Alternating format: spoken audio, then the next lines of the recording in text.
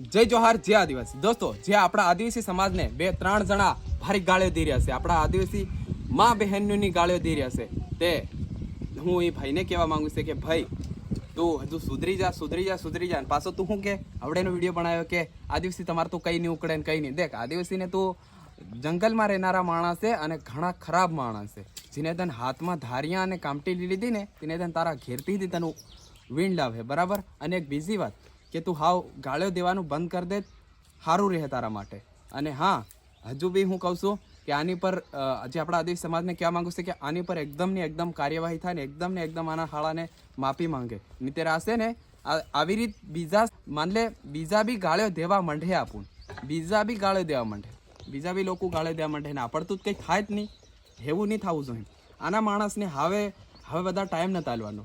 મહિનો 15 દન એવડો બધો બી ટાઈમ નહીં આલી શકાય, કેમ કે આ તે ગાળે દેતા જાય ને પાછા એમ કે તમારે તો કંઈ નહીં થાય ને તમારે તો પેલું નહીં થાય. આની પર જલ્દીથી જલ્દી કાર્યવાહી થવી જોઈએ. અને એક બીજી વાત કે એનો વિડીયો તમે દેખો, હું યો બોલ્યો નો નીકળાય ને એવી વાત સાંભળીએ તમે કેસ કરી આવ્યા છો, હજી 2 કેસ કરી આવો.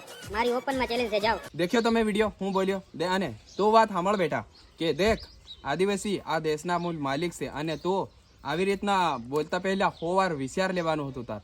અને હાવ તે તારી પર કાયદેસર કાર્યવાહી થાહે. અને હા, તને માફી મંગાડ્યા વગર તે માફી મંગાડીને મતલબ છોડ દેવાનો હતો, પણ હાવ તને માફીથી નહીં છોડી, કેમ કે તે અમારી મા બહેન ઉપર અને પાછું આદિવાસી તમારી એ છે ને તે છે એમ કરીને મા બહેન ઉપર ગાળી દીધી છે, બરાબર. અને હાવ તને પ્રેમથી છોડે એવા નહીં મળે, બરાબર. અને હા, હવે બધા જે આપણા આદિવાસીના જે આગેવાન યુવક છે એમને હાથ જોડીને વિનંતી છે કે હવે આપણે સૂપ નહીં બેહાય, કેમ કે આ જ્યાં સુધી સૂપ બેહી રહેશું ને ત્યાં સુધી આ માણસને કંઈ મતલબ ફરક પડતો નથી. કેમ કે જેટલું બી આપણું કરીએ છીએ તો પણ તે કહે છે કે તમારાથી કંઈ ઉખડે જ નહીં, મતલબ કે આને તો જલ્દીથી જલ્દી યાર કાર્યવાહી કરીને આને તો જલ્દીથી જલ્દી સજા મળવી જોઈએ. કેમ કે આ તો જેવે એને તેમ લાગે છે કે ભાઈ આ કંઈ નથી કરી શકતા અને આમ તો કંઈ નહીં થાય, મતલબ તે આપવું તે તો જલ્દીથી જલ્દી આની પર કાર્યવાહી થવી જોઈએ એવી મારી પેલું હી છે. અને હજુ બી કહું છું કે આપણે હવે મેદાન ઉપર ઉતરી જવું પડે એમ મને લાગે છે, કેમ કે આ માણસ સુધરવાનો નથી. કેમ કે આપણા જે લોકો એને સુધારવા મતલબ સારી રીતે સમજાવે છે, ફેર બી માણસ ગાળ્યો બોલે છે અને મા બહેનની બોલે છે. અને પાછો શું કે તમારે તું કંઈ થાય નહીં, તમે ઘરમાં ભરાઈને સુઈ જાઓ. તે દેખો ભાઈ, હમું ઘરમાં તો હું જિંદગી પહેલો કે તેમ ઘરમાંની તો વાત અલગ છે.